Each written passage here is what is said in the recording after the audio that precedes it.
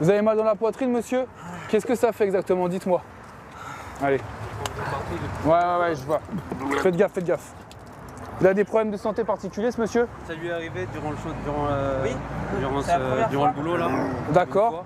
Et Ok. là, c'était le trou noir en D'accord. conduisant. donc il a dû En s'arrêter. conduisant, il a dû s'arrêter. Ok, d'accord.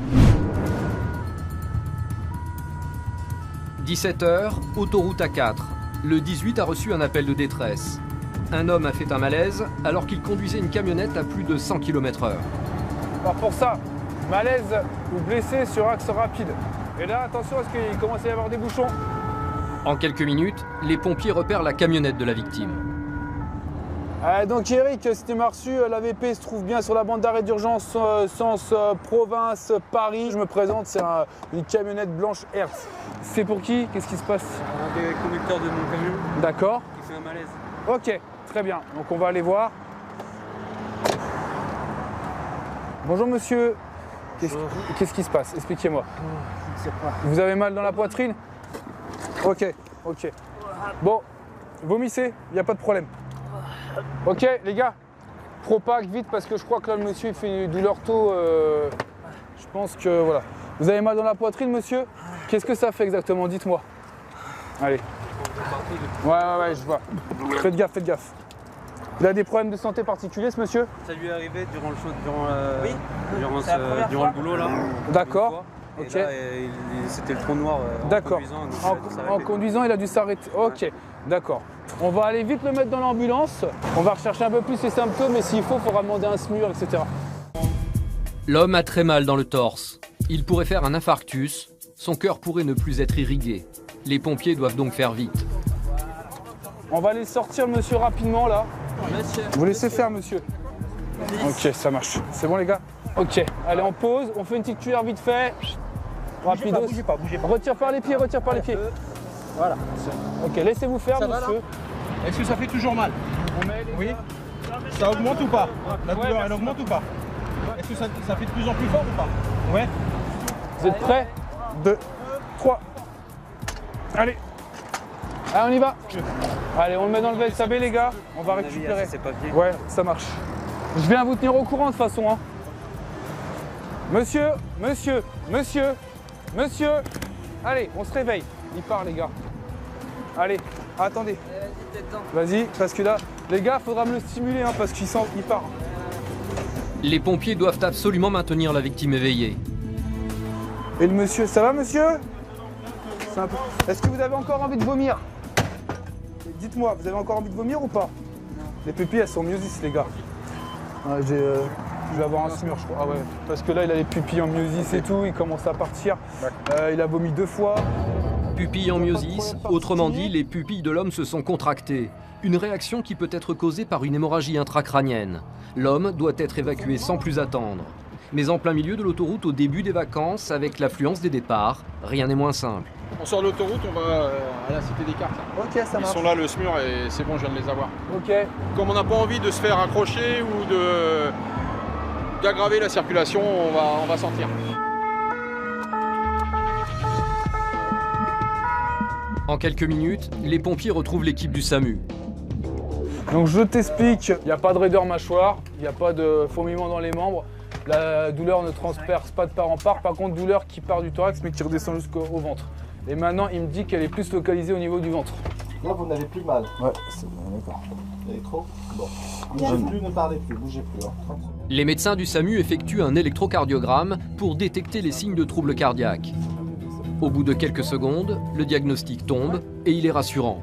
L'homme n'est pas victime d'un infarctus. Il va malgré tout être transporté à l'hôpital pour des examens complémentaires. Rien de méchant, rien d'inquiétant dans ce que j'ai vu dans l'électrocardiogramme, en examen clinique aussi. Donc voilà. Et puis là, il est soulagé spontanément, sans même pas administrer d'antidouleur. Le tremblement au pied, c'est rien là. Bon, il est un petit peu stressé aussi. Voilà, bon, Pas ok. trop stressé, je dirais. Monsieur, calmez-vous, d'accord? Vous êtes avec nous, il y a le médecin qui est venu vous voir, il a diagnostiqué, et ça va, ok? On va juste faire un contrôle à l'hôpital, d'accord? Les examens révéleront en fait une banale intoxication alimentaire. Intervenir sur des situations d'urgence, c'est le quotidien des pompiers. Et parfois, certains cas sortent de l'ordinaire. 1 h du matin, les pompiers sont missionnés. Ils doivent faire vite, une femme est en train d'accoucher. Là, on part pour un accouchement. Comme observation, c'est marqué dans un camp de Rome. Et ce serait une demoiselle de 15 ans. Les pompiers n'ont qu'une adresse très vague pour retrouver le camp, alors difficile pour eux de se repérer. Finalement, ils remarquent un homme sur le bord de la route qui leur fait signe de le suivre.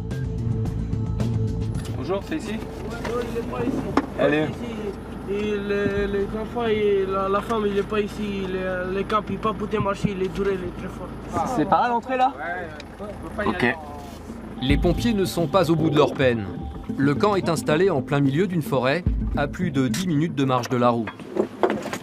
Là, c'est un peu particulier ou pas? Bah, ce qui est particulier, c'est que c'est au fond du camp. Il faut traverser toute la forêt pour y accéder.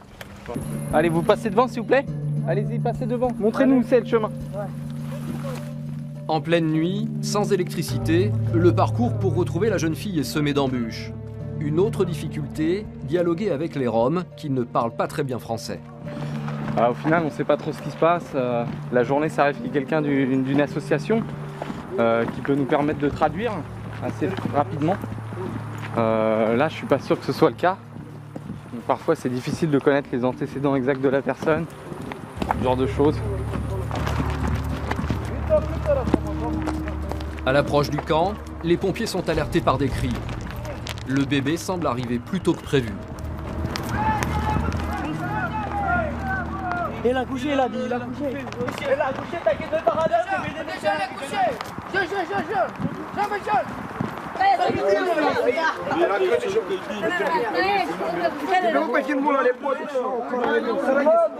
Il faut que les gens ils sortent. Vous nous laissez s'il vous plaît.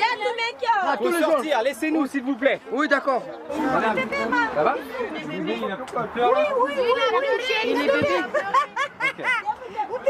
Ok, super. Vous avez fait quoi là? La jeune fille est alitée dans une cabane de planches de bois. Et effectivement, à l'intérieur, elle n'est pas seule. Elle partage la pièce avec son nouveau-né, mais aussi avec une partie des habitants du camp. Les pompiers tentent d'éloigner cet attroupement. Il est gardé, monsieur. Allez, s'il vous plaît, laissez-nous un peu de place. Il faut qu'on puisse travailler dans de bonnes conditions là. Les cordons, c'est bien comme ça? Ouais, on va regarder le temps, on va regarder. Tiens Mike, mets le bonnet, mon petit jeune homme. On va le couvrir tout de suite. Pour cet accouchement à l'improviste, la jeune maman a été aidée par d'autres femmes du camp. Mais aucune n'étant médecin, les pompiers vont donc vérifier que l'accouchement s'est bien passé. Avec quoi vous avez coupé le cordon? Avec les ciseaux là? Oui, avec les ciseaux, on a coupé. Regardez si c'est bien, si vous Ah mais on va le refaire.